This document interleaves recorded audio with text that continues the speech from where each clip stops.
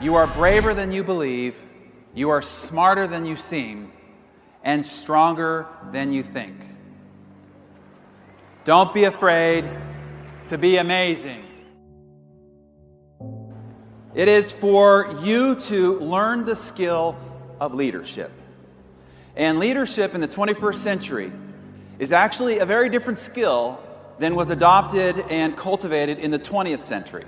And if you don't change and you don't adapt and you don't evolve, your ability to become a senior vice president or a circle of champion in this organization will be very, very limited. Learn this skill and you can rise faster than you ever imagined possible.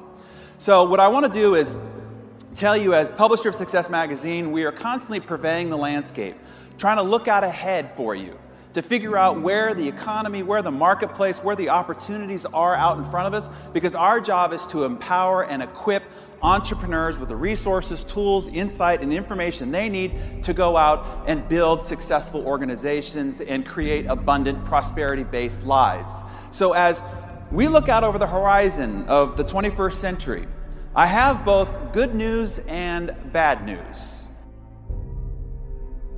So we are constantly surrounded with the negative information of how the economy is bad, how our government systems are corrupt, how gossip and scandal is pervading every area of our culture and society.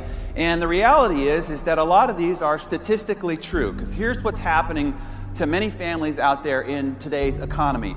We have a 7.8% unemployment rate, and if you calculate those the way that they did during the Depression era, the statistics are similar to what it was during the Depression. That means that 12.3 million families right now are without an income, without a way to support themselves financially. Now, if you dig a little deeper into these statistics, long-term unemployment, that means that people who've been without an income for 27 months, over 2 years, without a financial income to support their family, means that these people are desperate. There's 4.7 million families just in the United States in that condition. Looking a little deeper here, this also means that there are 2.4 what are called marginally attached. They don't put those in the actual unemployment statistic because these people wanted a job and they looked in the past 12 months, but they haven't looked in the last 4 weeks, so they don't really want a job. Let's not put them in the unemployment statistic. 2.4 million families have become so discouraged they haven't looked in the last month. Then you add on top of that those that are so discouraged with the economic horizon for their family that they're not even looking for a job at all. There's 804,000 families in that position.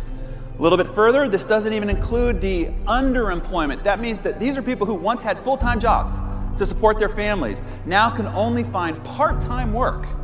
And as a result, they are underfunding their families' needs. There's 8 million families in that position right now. And here's what most people don't know. Those jobs are not coming back. The jobs that they were laid off from, those same jobs, those same positions, those same technical skills, academic training, those jobs in particular are not coming back because those companies have figured out how to do more with less. They've outsourced overseas and they've rehired their employees as contract workers to avoid a lot of the other government issues going on with healthcare and the rest of it. So that's the bad news. But there's good news, and there's very, very good news given what's happening economically. Let's take a look at the good news. See, it's difficult sometimes to see the good news through the bad news because when these big corporate structures start failing and you see the industrial age starting to crumble, it looks bad. I mean, those economic statistics look and are bad, but it's just like when the dinosaurs started to die out. When they all became extinct, these big animals that once roamed the earth are eliminated from the planet. That sounds bad. Well, it's not bad for smaller animals who, with the dinosaurs gone, can now flourish. There are new kings to the kingdom being crowned, and the ones that were once suppressed now end up ruling the jungle. So here's what also is happening within the corporate structure. All these big, large corporate organizations that are crumbling and unemploying millions and millions of people looks like a bad thing. But it's not a bad thing for the independent self-motivated, self-responsible sole proprietor, the entrepreneur, the individual home-based business. This is when the new kings of the kingdom get crowned. You have never had an opportunity to rise to the top of the economic and societal totem pole at any time in human history than we've got in front of us right now, here today. I mean, 40, 50 years from now, when you've got your great-grandchild bouncing on your knee and they're going to ask you how all this was possible, you're going to say, I was there at the right place at the right time. The industrial age started to crumble, and then the new age of the individual sole proprietor, independent business owner emerged, and I was right there with the right company, with the right opportunity at the right time. That's how all this was made possible. So we are undergoing, and I'm telling you as a person who studies this economically and marketplace-wise, one of the greatest economic shifts in all of human history. There's this great redistribution and then expansion of wealth going on right now. I'll give you the statistics. This comes out of Merrill Lynch. Here's the way it's evolved. In the 1900s, there were only 5 million millionaires anywhere worldwide. And then the progression was 50 years later, there was 100,000. 30 years after that, there was 1 million. 10 years after that, it doubled. And then by year 2000, there were 7 million millionaires worldwide. And then a lot of people thought that they missed their chance because we saw the dot-com bubble, we saw the 9/11 travesty, and if you didn't make your wealth by then, it didn't look like economically it was ever going to be possible again. Except that by 2010, this had expanded to 10 million millionaires. So here we are, 2013. What does the forecast of the future look like? Just by 2020, the number of millionaires worldwide is expected to double. That means that wealth is expanding, that wealth that was usually contained in the small upper echelon is being redistributed down the line, and then wealth is expanding up at the same time as well. So there's never been a time in all of human history to take advantage of the economic and wealth forecast of the future than it is right here at this time. But don't get 20, 30 years down the road and go, if I'd only worked a little harder, if I'd only tried, if I'd only pushed myself, I wouldn't be in the situation that I am right now. I'm telling you, now is the time, like never before, to work, to invest yourself, to grow yourself, to become the leader you're capable of becoming. So it is an unprecedented opportunity for those who acquire the skills. You can't just be at the right place at the right time. You just can't bring your surfboard out into the middle of the ocean and just expect that the waves are going to take you without having to learn how to paddle and learn how to get up and surf. You know, you do that, the waves are just going to crash you into the rocks. You got to develop some skills.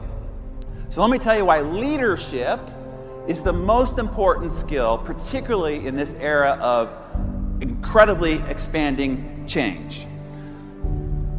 Even Charles Darwin admitted, it is not the strongest of the species that survives, nor the most intelligent, but it will be the one most responsive to change. So I don't care how strong you are or how intelligent you are, it is not going to be the skill you'll need going forward into the future.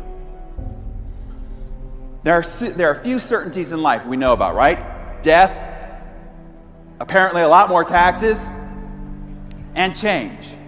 And the reality is change is now speeding up like never before. Let me give you the stats on this. There are several shifts causing an acceleration in the speed of change in our society. Technology, knowledge, globalization, and the demographic majority. Technology. This comes out of Raymond Kurzweil's essay, The Law of Accelerating Returns, where he says that in the 21st century, we will not experience 100 years of change like it has been for the previous centuries. We will experience not 100 years of change, but 20,000 years of change. In other words, 10x the number of change that we've seen in all of calendared history. Then we take a look at knowledge. Statistically, it's known that by 1990, it took 150 years to double all of human knowledge. Today, 1 to 2 years. By 2020, all of human knowledge will double every 72 days. 5 times a year, all of human knowledge will double. Globalization. A Competition for talent, resources, attention, and sales are no longer local. You're not competing with the business down the street or the other member of your chamber of commerce. Today, you are competing on a global scale. You can't just learn to be a leader in your community, in your neighborhood, in your state, in your region, in your country. You've got to learn how to be a global leader if you want to take advantage of the economic forecast of the future. And then another huge shift, particularly impacting your ability to lead, is what's happening demographically within the workforce. So the millennial generation, these are people born in the 80s and 90s, are the largest to enter the workforce in all of recorded human history. Then there'll be half the workforce in just 4 years. Half of everybody working will be of a millennial. And when they enter, by 2020, they'll have most of the leadership roles within our society. And then we'll have 5 generations. It's never happened. We have 5 generations all working in the workforce at the same time. This is the reason why the balance and skill of leadership, learning how to lead in these dynamic environments, is going to be a critical skill. And then we've also had a new milestone that was passed last year. And that is where we have more women working than men. In fact, the unemployment rate for men was 9.3% last year, and it was only 7.6% for women. And the number of stay-at-home dads doubled. That means that the stay-at-home dads, yeah, woo! That means that 1 out of every family that has a parent at home, it's the father, and the mother is out driving the economic engine. So if you're going to develop this skill of a 21st century leader that is going to be able to lead in these dynamic and ever fast-changing times, let's talk about what it's going to take to build you as a 21st century leader. So there are a few things that we need to focus on here this morning in a very short period of time. What are the attributes of a 21st century leader? And how do they compare and contrast to what you're used to in the 20th century? What are the skills that you need to develop and hone in order for you to be the kind of leader that's going to rise to the top of this organization and take advantage of these economic opportunities? How do you develop a team as a leader? What are the dynamics of team development? And then lastly, how do you measure success? Because the measurement of success for today's leader is very different than it was for the leader of yesteryear.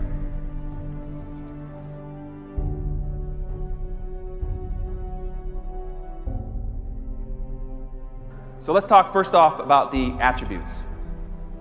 This is not your daddy's leadership.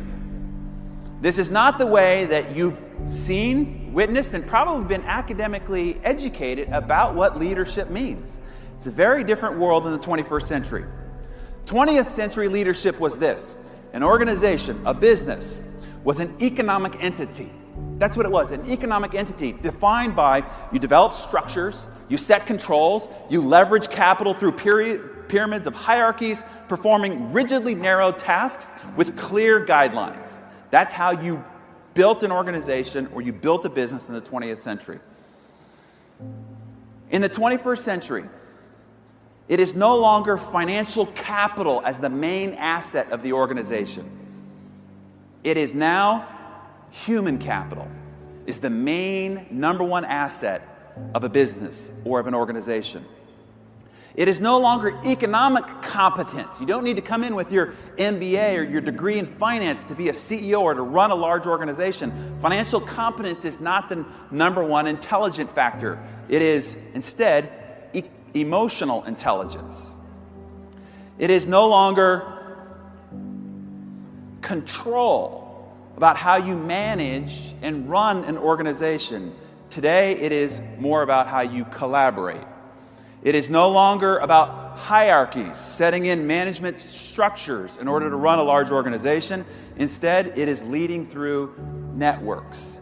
As you can see, very different skill sets, attributes, and competencies, which is also the reason why you might recruit somebody that comes out of corporate America who is very successful, running large organizations, running large businesses, very intelligent, very capable, very skilled, and they come into this business and they fail miserably because they're bringing 20th century leadership into a very 21st century business model. So it is no longer aligning an organization through structures and spreadsheets. Rather, it is aligning an organization around meaning and purpose. You heard Mark talk about it here before, identifying your reason why, identifying the reason why of the people that you want to empower to be successful. And it is no longer technical or financial expertise. It is now emotional and relational aptitude. And it's no longer about developing followers. It used to be leadership is to go and develop disciples, develop followers. Today, 21st century leaders are about developing other leaders that can adapt quickly to all these dynamically changing times. Your competitive advantage, how fast you will rise to senior vice president, how fast you will become a circle of champion, is all predicated on this one factor. How fast can you grow and develop leaders?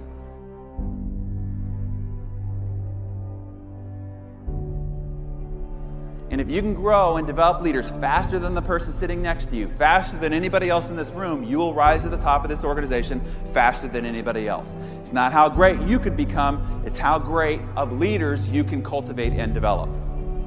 So let me give you the game-changing mindset shift that will help you undo this 20th century leadership mindset.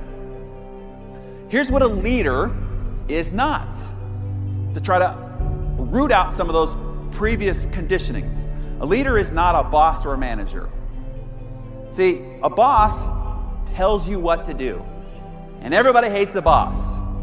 Probably one of the reasons why they've come in and joined you in this exciting adventure is that they hate their boss. The last thing they want you to do to them is to imagine yourself as their boss.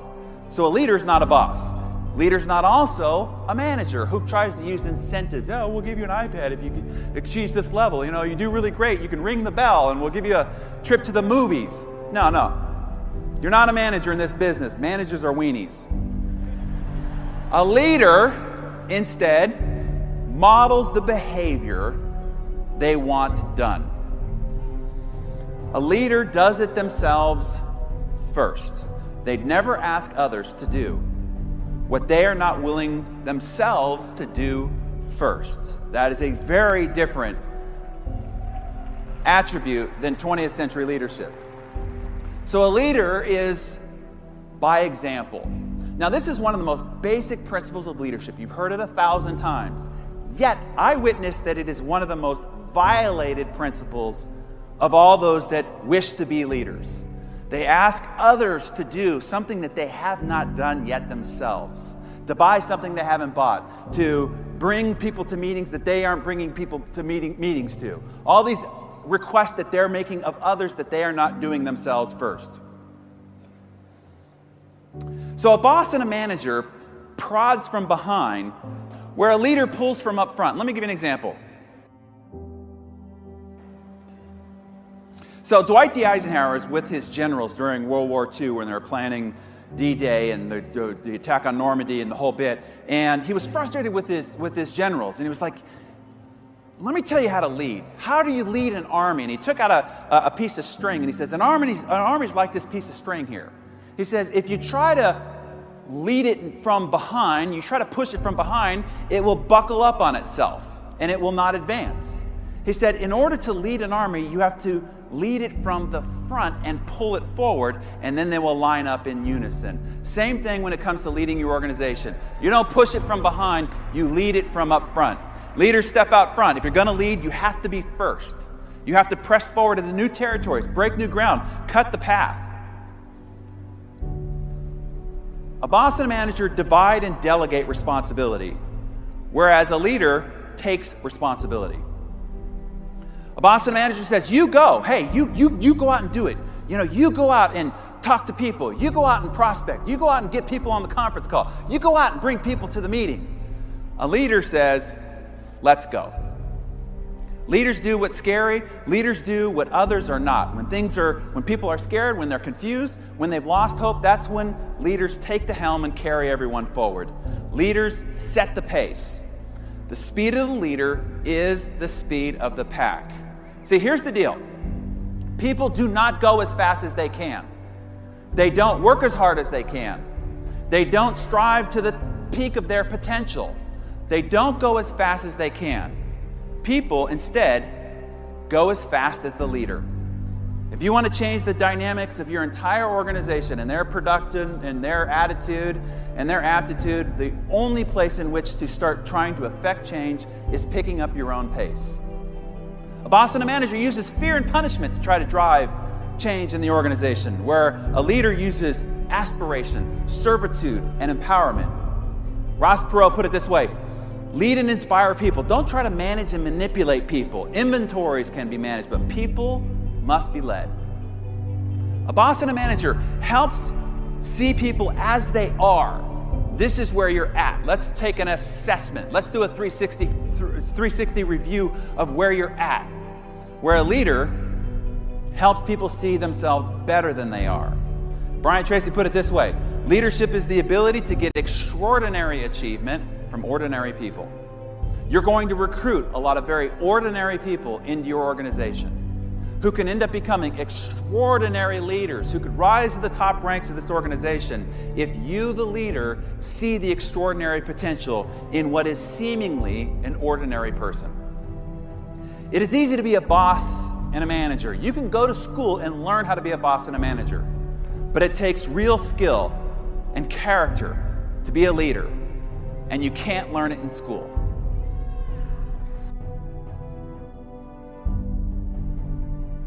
"75% of people consider themselves in the top 10% of leadership ability."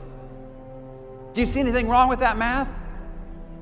So, people's perception, their distortion field, imagine that they're great leaders, but yet, for the most part, might not necessarily be. So let's talk about developing the right type of leadership mindset. Or put it this way: only one man in 1,000 is a leader of men, and the other 999 follow women, according to Groucho Marx. So your personal leadership ability is the number one constraint to what you can achieve in the 21st century. If you want to take advantage of these economic times, of the wealth proliferation going on right at our feet in this moment, this is the number one skill in which to develop. And you have 100% reality. As soon as you step into the role of leadership, as soon as you enroll your first person and now you are their leader, here's the deal. Here's what you signed up for. You own 100% responsibility for the outcome of your organization. It's just like this.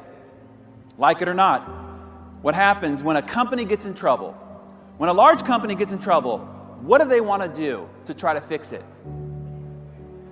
They want to fire the CEO. What happens when a team, a professional football or basketball team, starts losing? What do they want to do? Fire the head coach, exactly. What happens when a country's not doing well? I mean, you got a Senate and Congress, you got all these people involved in the process, but a country stops doing well. What do they want to do? They want to oust the president. Because here's the deal. Leadership does own 100% responsibility. So if you're going to step into the role of leadership, know you're taking the outcome of your organization on 100%. You own it. If it's to be, it's up to you. As Napoleon Bonaparte said, there are no bad soldiers under a good general. So, building a 21st century leader. Here's the question I want to answer for you. How do you get the people you want to do what you want? Right? Isn't that essentially what's stopping you from rising to the top ranks of this organization? How do you get the people you want to then do what you want? So let me answer those two questions for you. To do that, you need to pose two questions to yourself. Here's what they are. Number one, what attributes do you want in somebody that you enroll into your organization? What kind of character, what kind of attributes? If you could build the perfect IBO, what attributes would you want them to possess? Give me a couple of examples. Motivated, persistent, disciplined, integrity, committed, strong work ethic, humility. Okay, here's what I want you to do. I got a worksheet for you. When you text in for the slides, you'll get this worksheet as well. I want you to make a laundry list of all the things that you want in the perfect IBO. Because here's the deal. If you don't know what it is that you want, you won't know what to go out into the world looking for. So I want you to write down, just do a brain dump on a piece of paper, all the attributes you want in the perfect IBO. And then I want you to roll them up into the top 12. If you could design your perfect recruit, these are the top 12 attributes that I would want them to have. Get really clear about this. This would be one of the greatest recruiting advances that you could have if you get clear about the attributes that you're looking for. That's question number one. Then question number two, and an even more important question is, do you have and demonstrate those very attributes?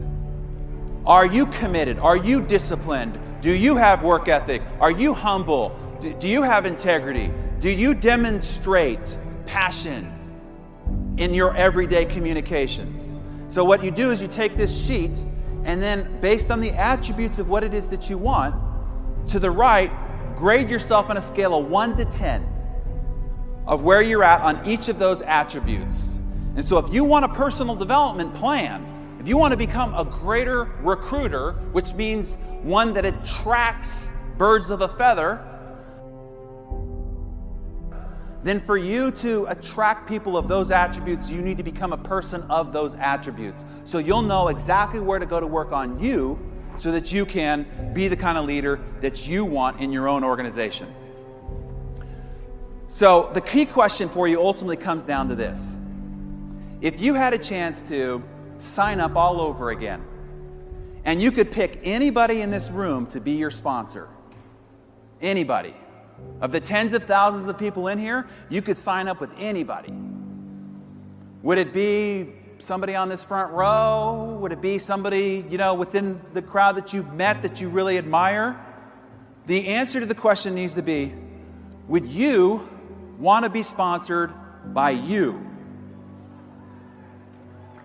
Because if the answer is, well, maybe not, then we have identified your leadership problem, because nobody else wants to be either. So until you figure out what it would take for you to pick you to be sponsored by, then you will develop the kind of person necessary to attract people just of that type of quality. Jim Rohn put it this way: if you want to be a leader who attracts quality people, the key is to become a quality person. Simple as that. John Quincy Adams, one of the forefathers of all that we've got here, said, if your actions inspire others to dream more, to learn more, to do more, and to become more, you are a leader. And then lastly, one of the other great leaders of history, Winston Churchill, said, I no longer listen to what people say, I just watch what they do. See, behavior never lies. Don't listen to people, watch them. So what is the number one action? What I want to do is try to boil all these things that you possibly could be doing as a leader and boil it down to the most essential, to give you something to truly just focus on when you leave and go back to your marketplace on Monday. What action do you need to take in order to rise to become a 21st century leader? So to answer this question, I'm going to ask another great leader of our time, Mr. Art Williams. Matter of fact, was the leader of an organization that Greg Provenzano came from before founding ACN. But Art Williams, if you're not familiar with him, was a former high school football coach. That was his qualifications to be a leader. That was his resume, high school football coach. And he ended up building an organization of 225,000 licensed agents in the insurance business, became the #1 individual life insurance seller that was more than number 2 and 3 combined. They sold more insurance than Prudential and New York Life combined, built a $93.5 billion little IBO business, okay? He's going to tell you the #1 action you need to take as a 21st century leader. Let me have him tell it to you in his words.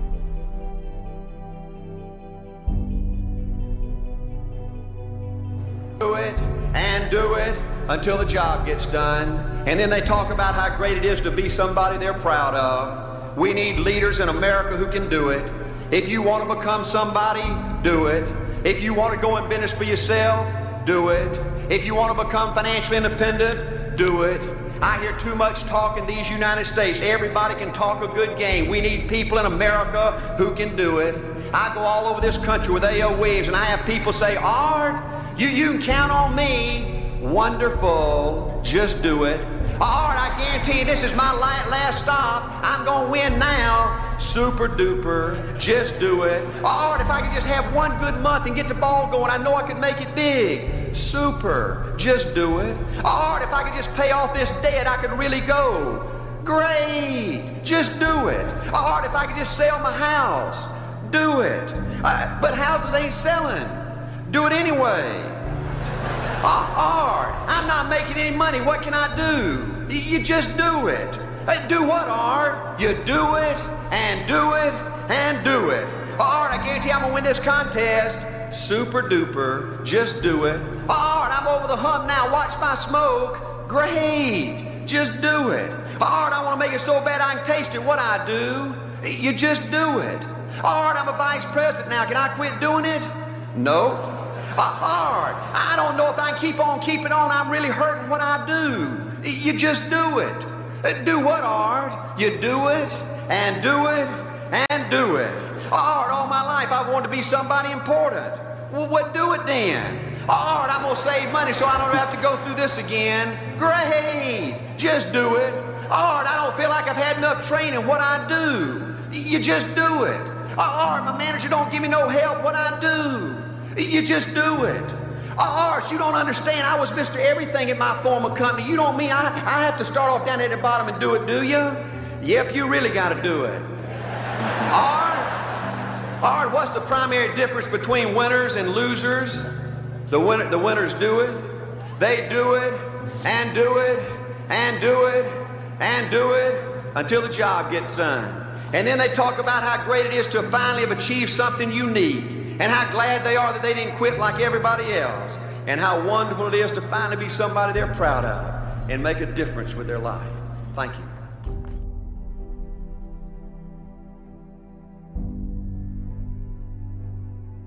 So if we talked about the number one action, let's now talk about the number one quality of a leader.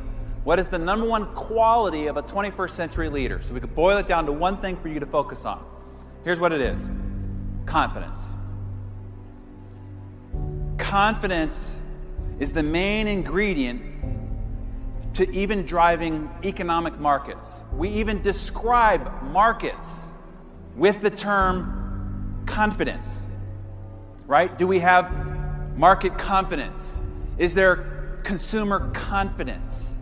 So if you are a leader, the one thing that you want to be imbuing into your people at all times, demonstrating, showing, exemplifying, is steadfast confidence. A leader is one that unearths confidence out of others, to become more than they are, to illuminate the path for others, to journey forward farther than they even thought possible by themselves. And so now let me give you the number one gift. The number one gift of a leader that can go around giving to those people that you are ultimately going to cultivate in your organization. If there's one thing when you're talking to somebody on the phone, when they come into your meeting, you're talking to them in the hallway, you're taking them out to lunch, you're on a three-way call. If there's one gift that you can give them at every turn, this is the one gift, and that gift is hope. What people want from their leaders is hope. A hope of a better tomorrow, a hope that it's possible, a hope that they can do it, a hope that you believe in them. As a matter of fact, the leader of our country right now based his entire campaign on this single word, hope. Why? Because that's the one thing people want from their leaders, is a sense of hope that tomorrow is a better day than today. So at every turn, in every conversation, in every interaction with your people, the one thing you always want to instill is hope. Napoleon Bonaparte put it this way: a leader is a dealer of hope. That's all they do, is they go around and dispense hope to all the people around them at every turn. So now let's talk about building the skills, chiseling you out of the granite so that you can become the David of a great leader amongst your community, amongst your state, amongst your country, amongst your tens of thousands of organization-wide, senior vice president, circle of champion organization. What are the important skills to develop? Number one is recruiting and enrolling. The number one job of any leader is to go and recruit the best people to be on your team. Because it comes down to this. Businesses are not products or inventories or transactions or P&L statements or balance sheets and bank balances. Businesses are simply people. People helping people. Inside of any blue chip company, inside of any great brand, all there is inside there are just people who have the same fears, hopes, desires, dreams, are scared of, worried about the same things the rest of us are.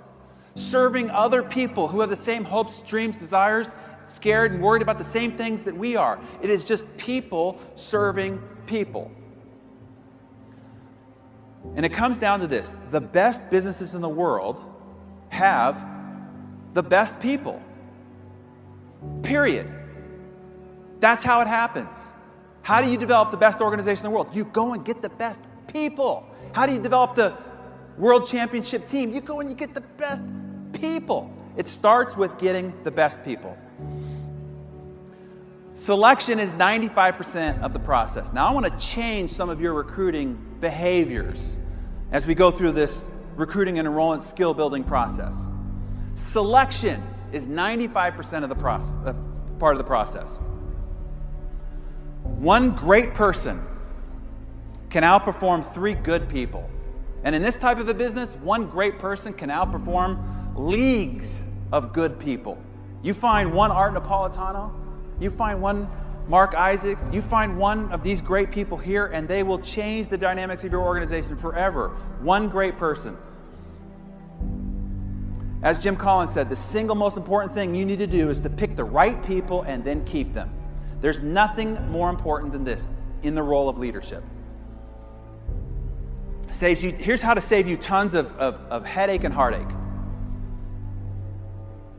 Great people are not trained. They are found. I remember I had lunch with the chairman of Marriott, and I stayed in one of his hotel properties, and we met down in the restaurant. And when I got there for lunch, I asked him, I said, man, how do you train your people to be so friendly? I mean, everybody that I came in contact with, no matter whether it was the front desk staff or the janitorial staff, they were so friendly. He says, we don't train our people to be friendly. We just hire friendly people. And I thought, wow. You don't train your people to be disciplined. You don't train your people to be hardworking. You don't train your people to be passionate. You don't train your people to be committed. You just go out and find committed people, passionate people, disciplined people, hardworking people. That, my friends, will save you tons of headache and heartache.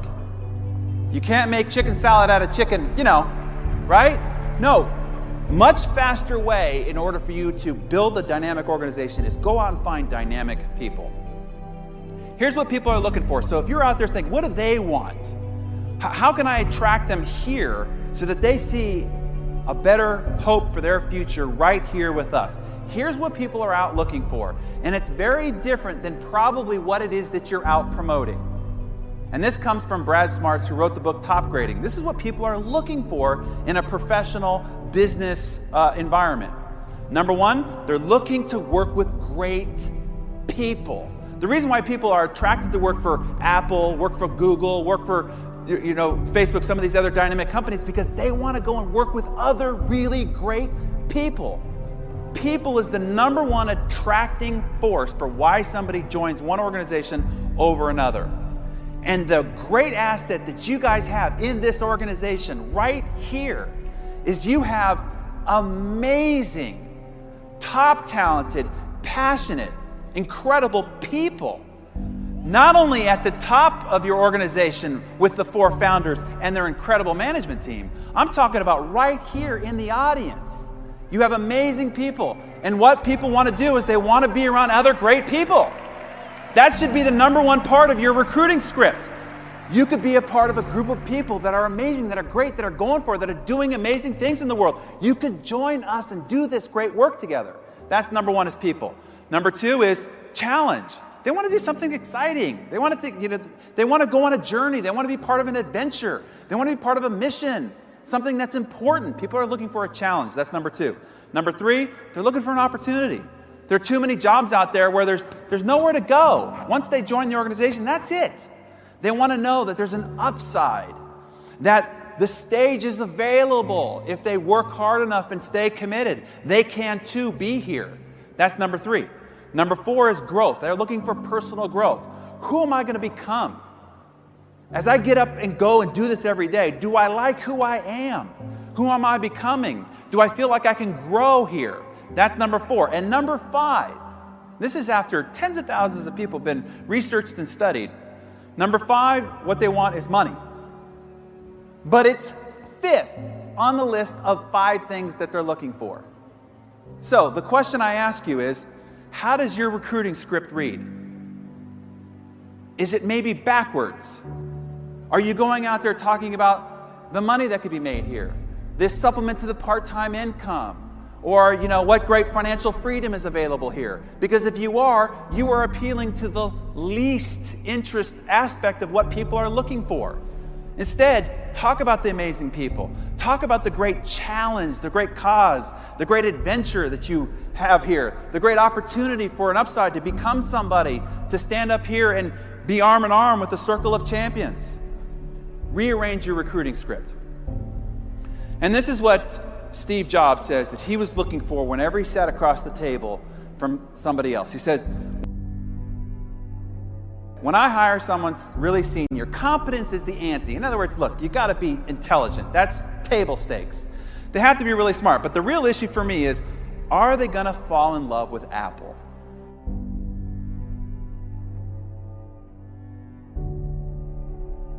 Because if they fall in love with Apple, everything else will take care of itself. So when you start talking to somebody, I want you to start thinking, is this the kind of person who could fall in love with ACN?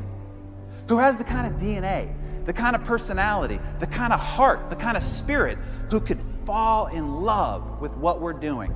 If you don't think that that's part of the equation, stop talking to them. Because that for you should be table stakes before you invest your heart into somebody else's heart.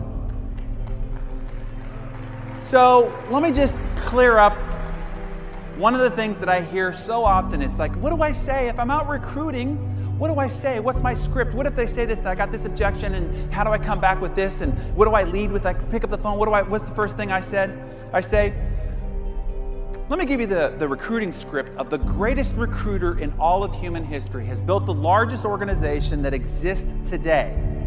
This was his recruiting script. You follow me. Now, I'm no genius, but that seems like a pretty crappy script, as far as I'm concerned, right? But it wasn't what he said, it was who he was.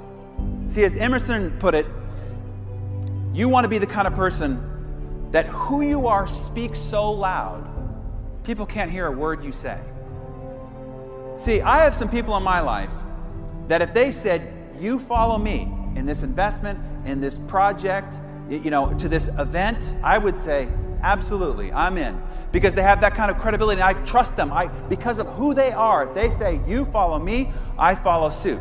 And I have some other people in my life that if they said, you follow me, no way, no how.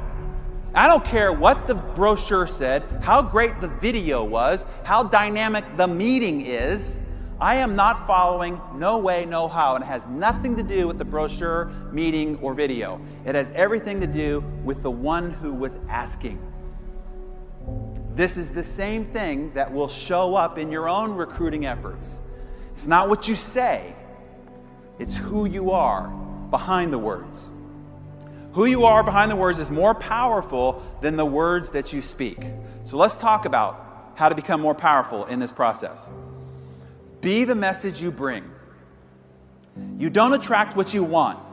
You can't go out and attract all these attributes of people that you want. You only attract who you are in reflection. We communicate with feelings, not words. Now when you start talking about what's the script when you talk, it's not the words that you speak, it's the feeling behind the words. So let me give you an example. Let's say that there's this house that's way back up off the street, and there's a long pathway that leads up to the front door, and then there's a fence that goes around it. And you have to make a delivery and get a signature. And if you don't, your career is at stake. You have to get this delivered and get a signature. Your life depends on it. So you walk up to the gate, and on the gate is this big sign, "Beware of dog." And you can't see over the fence. Now you get a little nervous. So you open the gate, you peer your head in, it looks like the coast is clear. You get about 4 or 5 steps in, and then from over the left corner of the house, you see the head of a giant Rottweiler. And you freeze, and it starts charging at you. And you go booking it for the front gate, and it just nips your heel as you finally get your foot free from the gate. Now you're going, what am I going to do? I've got to get to the front door, but now there's this dog between me and the front door. Well, up comes this little girl with blonde pigtails, and she's licking a lollipop. And she goes in the same gate and goes skipping it up the walkway, and the dog is doing what? Licking her heels all the way up to the front door. Same vicious dog, very different outcome. Why? Because dogs, like humans, communicate with feelings. When you went in, you communicated fear, which meant danger, dog attacks. When the little girl went through the front gate, she communicated joy and cheer, and the dog responded accordingly by licking her heels all the way up to the front door. See, we too communicate with feelings. Have you ever been talking to somebody and you just know they're lying? I mean, everything they're saying sounds fine, but you just know they're lying, right? Because it doesn't have to do with what they're saying, it has to do with the communication of feeling that is being transferred. So we can communicate with feelings, not words. You cannot convince somebody of something you are not convinced of yourself first. You cannot sell something you have not bought wholeheartedly yourself first. Don't go out and try to sell the essential services of ACN until your house is fully hooked up with all the essential services of ACN. I mean, for crying out loud, why would you try to sell something you're not even buying? Because you will communicate that feeling. And unless you've fully bought in that this is what you're doing, you're staking your claim, you're building your future on the rock of ACN, you will be senior vice president. Until you have that conviction, you will not be able to convey that conviction, that hope and promise to somebody else. So you fully first need to buy it wholeheartedly. Then you could come from the position of being able to communicate that authentically. So what is the most attractive feeling that you could cultivate up inside yourself? And I will say that it is, in fact, passion. This feeling of passion. Now, I'm not talking about exuberant, crazy enthusiasm. No, I'm talking about this confident sense of passion, this fortitude that this is what you are doing, this is who you are, this is where you're building your future. Passion. So let me tell it to you how Jim Rohn taught it to me. He said, you know, words are like a little straight pin. You know those little straight pins in a men's dress shirt? You know, it's pinned together by all these little straight pins. You know, it's about this big. He says you could take a little straight pin, and if somebody's standing about 3 or 4 feet away from you, you could throw that straight pin, and it'll bounce off their cheek, and they'll feel it, but it won't really affect them. Those are what words are like. He said, now I could take that little straight pin and I could wire it to an iron bar. Now I could take that straight pin and I could drive it through your heart. The iron bar is the emotion you put behind the words. When you put the proper emotion behind the words, now you can drive the message of what you're trying to communicate through someone's heart. So the words are the straight pin. The emotion is the iron bar. So let me give you some recruiting, game-changing mindset shifts here so that you could become a better recruiter in your own path forward. Turn this four-letter word of sell. Change this word from sell to help. When I was in real estate back in the early 20s, my early 20s, not the early 20s. Did I tell you about this face cream? I remember I sat down with one of my mentors, and we're talking about how I was trying to build my business and trying to create more sales. And he says, well, let me see the list of people that you're talking to. And so I brought out my prospect list, and my prospect list at the top said hit list. And he says, well, I can tell you what your problem is right now. I said, what? He says, hit list? Who in the heck wants to be your next hit? If you're going down this list thinking that this is your next hit, you're obviously going to be pushing people away from you. Instead, cross that out and write, these are the families that I will impact next. And he said, before you call them, I want you to imagine that family. This family wants to buy a new home. They want to raise their family in a safe environment where there's great schools. They want to get out of this cramped environment and upgrade to a new home where they can get their children into better schools, where they can grow their family in a comfortable environment. I want you to think about their fears, their hopes, what they're worried about, what they're scared of, and then pick up the phone and call them and talk to them about your services. Think of how you can help people, not how you can sell people. And when you change that mindset, I'm telling you, people will be much more responsive to your message when they genuinely feel that you're trying to help them, not trying to sell them. Focus on what you can do for them versus what they can do for you, and they will do almost anything for you. When people get a genuine understanding that you're there to help them, they will open up the door to their lives wide open for you. Famously, Zig Ziglar, the great late Zig Ziglar, put it this way: you can have everything in life that you want if you will just help enough other people get what they want. Instead of just hearing that as a motivational term, make it a mantra of your behavior in the marketplace. If you could just help enough other people get what they want, you don't have to worry about success. You'll get all that you want yourself. Turn this word of get. What can I get? What can I get from somebody else? To give. What can I give to someone else? So whatever it is that you want, I want you to figure out how you can give that to somebody else. Do you want more strength? Then help somebody else find their strength. Do you want more courage? Do you feel like in order to go and talk to more people or to be a better leader, you need to bolster your courage? The best way for you to bolster your courage is to go encourage someone else. If you feel like you want more confidence, go help somebody else find their confidence. If you want more love, go give love to somebody else. If you want greater belief in yourself, help somebody else find greater belief in themselves. If you want more hope for your future, go help somebody else have hope for their future. Whatever it is that you want in life, figure out whatever your goals are, and then go figure out how you can go help somebody else find those things for themselves. And then turn communicate to connect. See, in this world of technology, we're communicating all the time. But that is very different than connecting. Tweeting and Facebooking and emailing, that is not connecting. That is simply just communicating. Hey, it has its purpose, but do not mistake that for connection. And you will need connection to recruit. You will need connection to lead, not communication. It requires face-to-face, heart-to-heart. The reality is, it only takes about a dozen or two relationships for you to find yourself at the highest levels of our society. You can ask Warren Buffett, Bill Gates, Richard Branson, or Oprah Winfrey. Their whole success path has probably come down to about a dozen or two very important relationships. Figure out your dozen or two very important relationships and don't communicate with them. Don't keep in touch with them on Facebook. Connect with them. Face-to-face, heart-to-heart. That's where human beings get it done.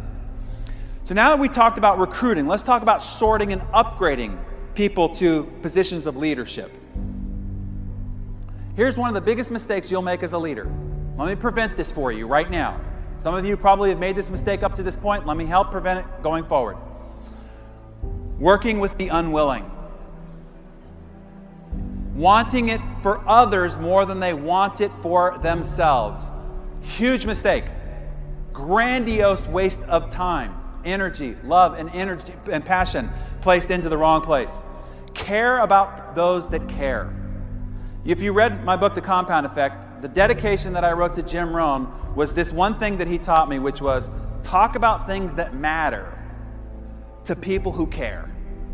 Don't talk about things that matter to people who don't care, and don't talk to people who care about things that don't matter. Talk about things that matter to people who care. As Jim Rohn put it, he said, you must learn to work with those who deserve it, not just those that need it. Life responds to deserve, not need. You all heard of the 80-20 rule, right? 20 people do 80% of the production. Well, in an organization like this, it ain't 80-20. It's more like 95-5. And I'm being generous. 5% do 95% of the production. So I'm telling you, you as a leader, you only work with the 5%. Oh, but how do you manage an organization of 100%? Let me give you the secret. By the way, I've done what you're in the business of doing. I've built an organization in a business like this to 100,000 representatives. I know what the dynamic difficulties are in trying to lead an organization like this, and the pulls on your time and attention, and all the people who want you to work with them and want to take your time and energy. So let me show you how to separate this factor. How do you do it? You work with the top 5% of your producers one-on-one. Mano-a-mano, face-to-face, heart-to-heart. You invest in the cultivation and the development of their talent more and more and more. And then you work with the 95% in group. So if somebody's a member of the 95%, they come to you with a question, say, that's a great question. Why don't you join the conference call and we'll address that issue on the conference call. Hey, you want to work? How do you work with that? Hey, go to the Saturday training. We're going to be talking about that thing at the Saturday training. You don't spend your precious time as a leader with the 95%. You spend your precious time with the 5%. Now, I'm not talking about 5% of society. I'm talking about the top 5% of those who are committed, those who are passionate, those that are interested, those that are doing the things necessary to become successful, those that have invested in the commitment.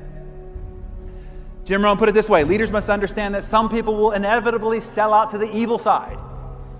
Don't waste your time on wondering why. Spend your time discovering who. And then separate your time accordingly. Scare away the weak. Not everybody who comes in should stay. Scare away the weak. And what I mean by the weak, I'm talking about those with weak commitment, with weak discipline, with weak passion, with weak heart for what it is that you're doing here.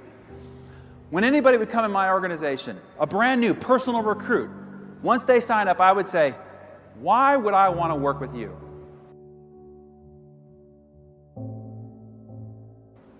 Convince me why I want to work with you. And then I would ask them for core commitments. Here are the 10 core commitments it takes to work with me. If you don't want to commit to these 10 core commitments, I can't work with you.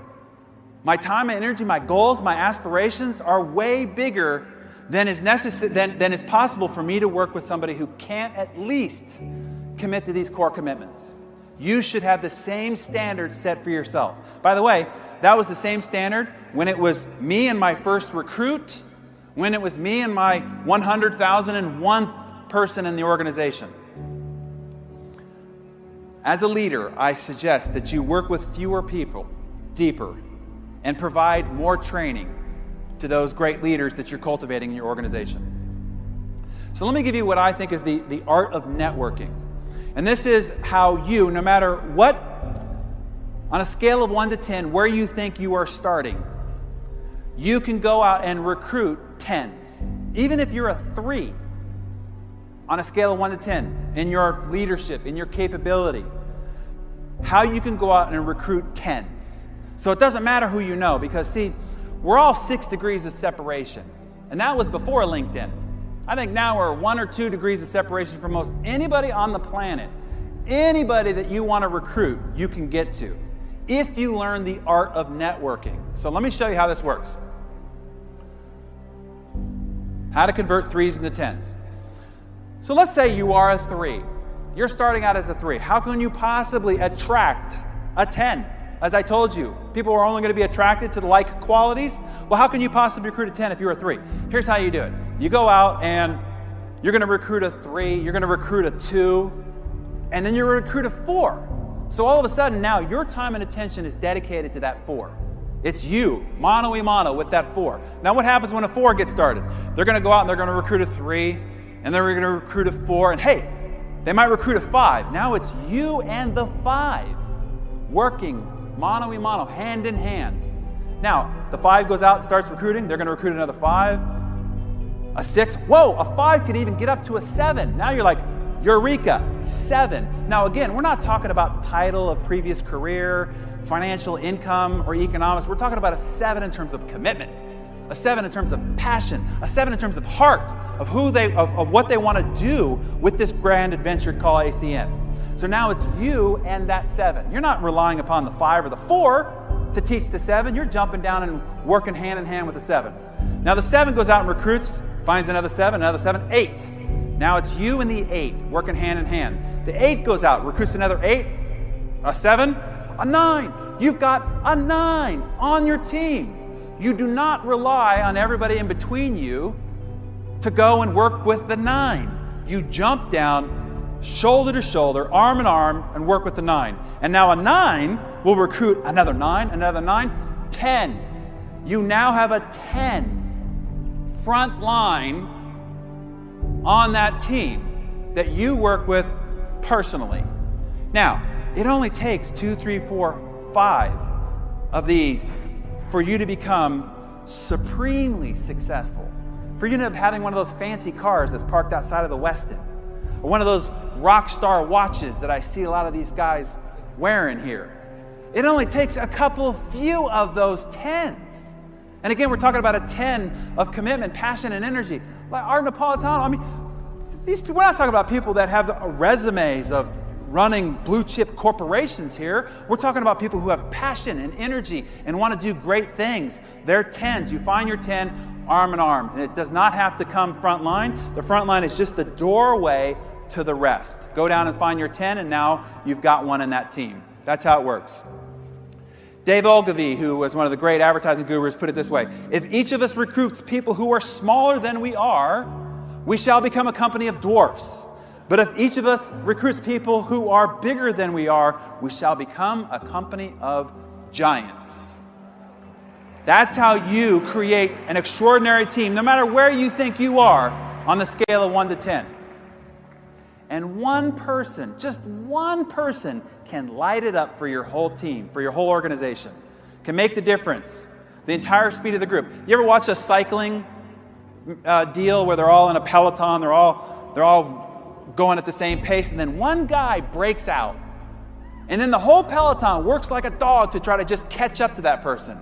And if you have a particular racer that is faster than the rest of the group, you'll find that the whole speed of the race will speed up.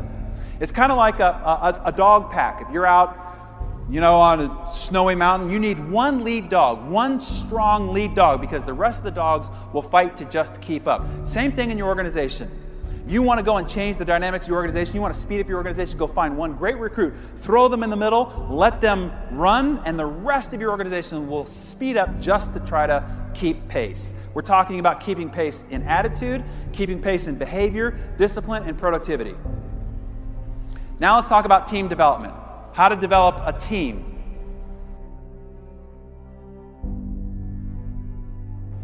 Jack Welch put it this way: before you're a leader, success is all about growing yourself. When you become a leader, success is all about growing others. How do you grow others? Here's where it starts. It starts with you. So there's a famous story where a mother took her child to go see Gandhi and said, "Gandhi, will you please tell my child to stop eating sweets? It's killing him. Stop eating sweets." And Gandhi says, "Come back in 6 months." Mother's confused. 6 months go back. She brings her child back in front of Gandhi.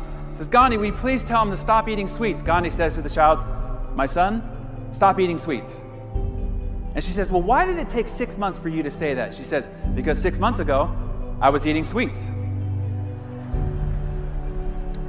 It starts with you. The development of leadership starts with you. So the last piece on this worksheet that I'm giving you is take the team that you've got,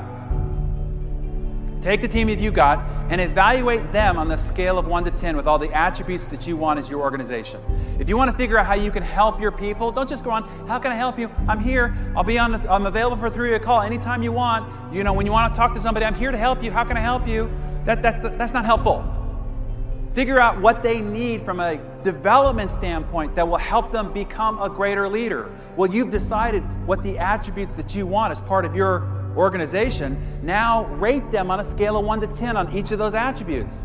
Where they are weak, you know exactly where to go to help them. Raise them to 10s on all those attributes, and you will build great leaders. So let me give you some development, game-changing mindset shifts for you here. Turn tell into show. Don't tell people what to do. Don't tell them how to behave or what kind of discipline or how hard to work. Show them instead. Don't tell people to have guests at the meeting.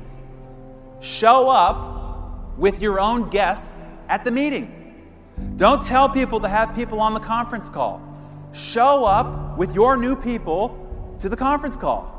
Do not tell people to make 3-way calls. Do 3-way calls. One of the best 3-way calls you could do is to take your brand new recruit and then somebody else you're trying to recruit and 3-way in your brand new recruit and say, hey, you just saw this. You just decided to get involved. Why did you decide to get involved? Tell this other person who's thinking about the same thing. And the greatest thing that will come out of that is your new recruit will have been trained how to do exactly what it is you want them to do by doing it yourself first. Do not tell people to be positive, to work hard. Show them how positive you are. Show them how hard you're working. Demonstrate that which you want others to do. People do what they see, not what they hear. People do not want to hear a sermon, they want to see one instead. There are too many hypocrites in society. People are tired of hearing other people tell them what to do. They want authenticity. Do what you want others to do, be what you want others to be. And you should only teach what you believe. And you should not teach what you don't practice. This is one of the things that disturbs me about the personal development industry. There are a lot of people teaching people about things that they do not practice themselves. If I'm not doing any one of these attributes, I cannot stand up here and talk to you about it. I can't talk to you about your good health. I can't talk to you about your good relationships if I'm not stewarding those very same traits and attributes myself. Do not teach others what you're not practicing yourself either. Because it is monkey see, monkey do. Your actions, responses, behaviors, and attributes are always training people around you. Here's the one image that I want you to get in your head. You are always on stage. As you sit there right now, you're on stage. People are watching how closely you're paying attention. Are you on your phone? Are you taking notes? You're on stage. When you walk down that hallway, you're on stage. When you're having lunch with others, you're on stage. People are watching you. Your organization will model your behavior. So, where they're looking for clues is what they see, not what you go around telling them that they need to do. Turn talk into listen. Stop talking. As a leader, stop talking and start listening. As Richard Branson said, if you are a good leader, you are a good listener. That's what he said. That was fast. Make fewer statements and ask more questions. Instead of telling, start asking. Here's how it works. You want to draw people out. Your job is to find the hopes, dreams, and desires of your people, and then help them. Don't talk about your goals, your ambitions, your aspirations, what you're going to do, how you're going to do this for your family. Find out what their goals and hopes are, what their dreams are. It might be very different. And if you want to find the core of their motivation, figure out what they want. And you're only going to figure that out by asking, shutting the mouth, opening the ears, and asking questions. Because the great core of their motivation lies when you discover their hopes, dreams, and promises. And whenever they're down and out, all you have to do is to remind them of just that thing. One of the great leaders passed away a year or two ago, great John Wooden. He says, I remain convinced that compassion, sincerely caring for your players and maintaining an active interest in their lives, concerns, and motivations is one of the most important qualities a coach or a leader can have. And when you get somebody started, let me give you another quick little tip to developing your team. When they first get started, load them up fast. Like, there's no time to just sort of sit around and think about this. Get yourself, ready to get ready. No. Load them up fast, because the speed in which they start will be the greatest indication to the pace they will take for the rest of their career. So you want to get people started really fast. And then create a culture of personal development. As Jack Welch says, the most important job you have is growing your people. Developing a culture of personal development is the ultimate competitive advantage. How do you do that? Set the pace. Integrate it into your communications. And it comes down to this again. I started with this, and I want to remind you of this. Ultimate competitive advantage of your organization comes down to one single imperative. Your ability to grow and develop your leaders faster than your competition. Jim Rohn put it this way: learn to help people with more than just their jobs. Don't just help people become great in ACN. Help people become great. Help people become great fathers, become great mothers, become great neighbors, become great members of the community. And you will have them become great people in ACN. And then lastly, recognize and reward.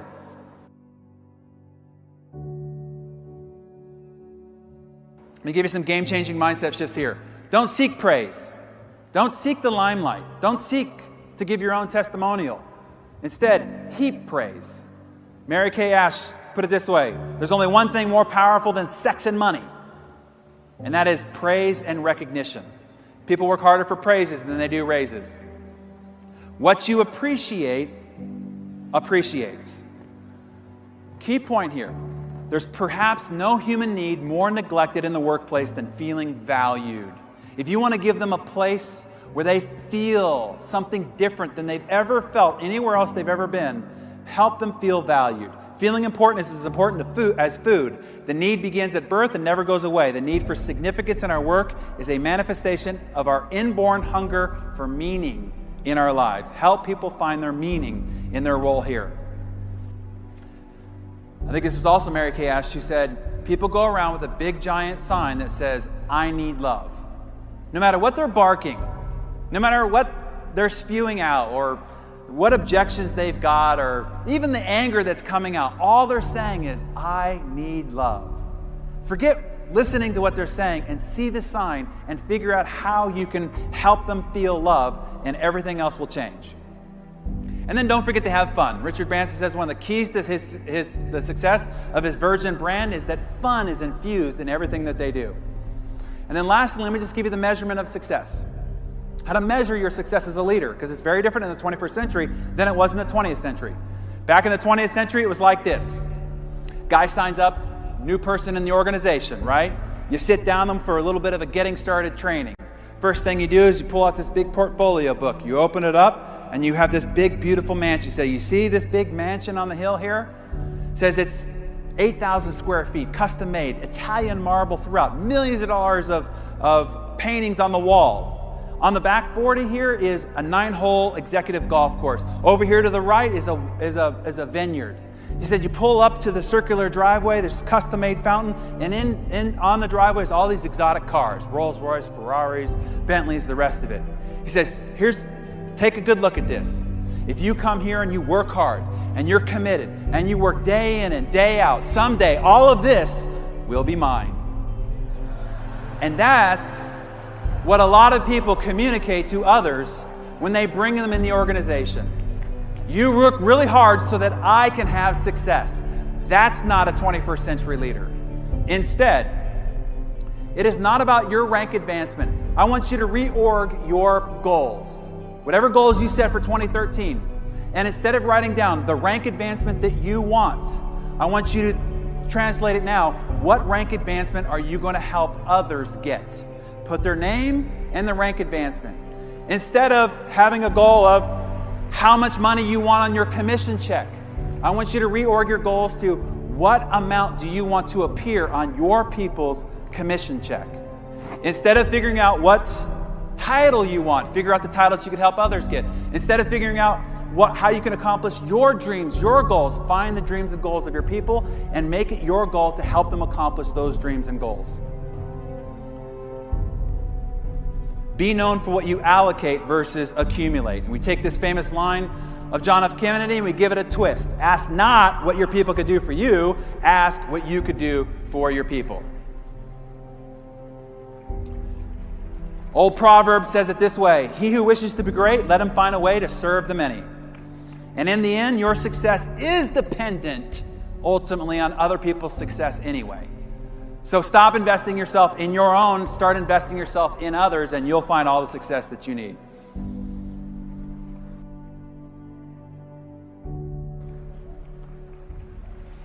As a leader for the 21st century, consider that position a privilege to be able to lead other people's lives, lead them to a better future. See it also as a responsibility that you take very seriously. You are influencing the future of other people's families' lives. Take it very seriously. See it as an opportunity for soulful fulfillment, for you to do great work in the lives of others. And it gives you the highest reward. Yes, you will be given many riches for building an organization of success, but the greatest reward will be the soulful fulfillment that you get for helping other people improve their lives. And the ultimate test is the grade on your check will equal the number of lives that you've influenced.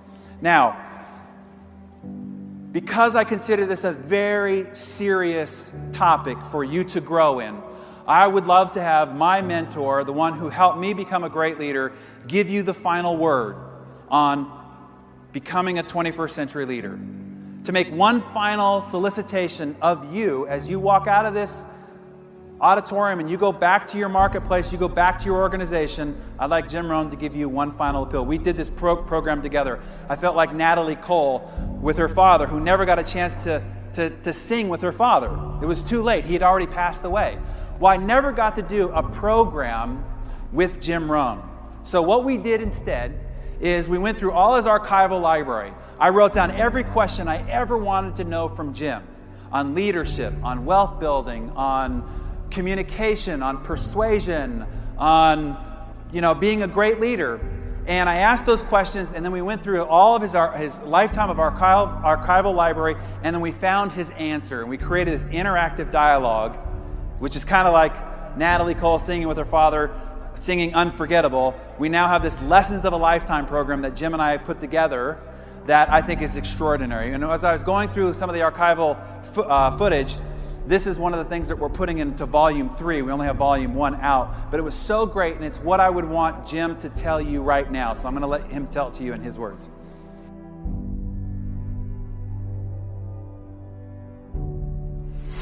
First question is one of the major questions of the world. Why? Why should you try? Why read that many books? Why go that far?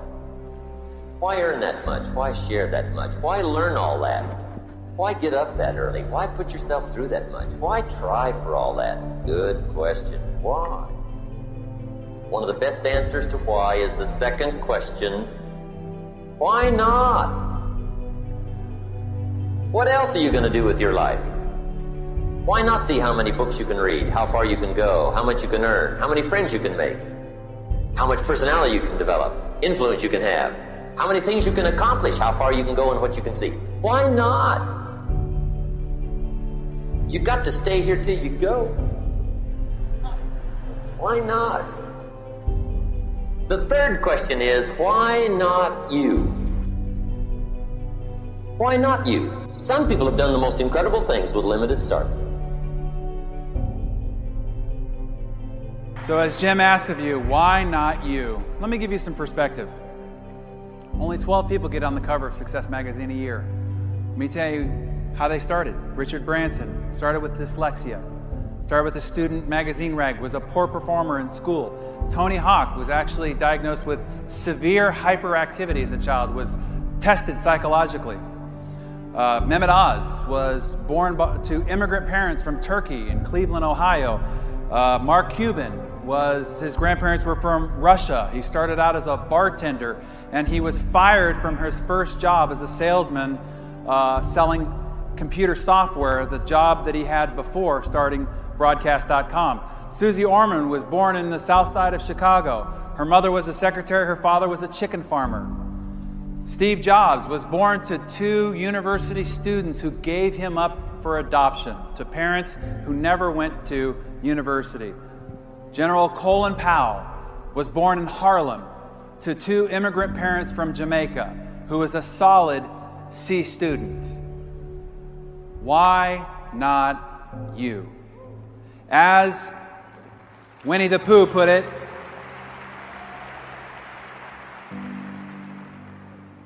you are braver than you believe, you are smarter than you seem, and stronger than you think.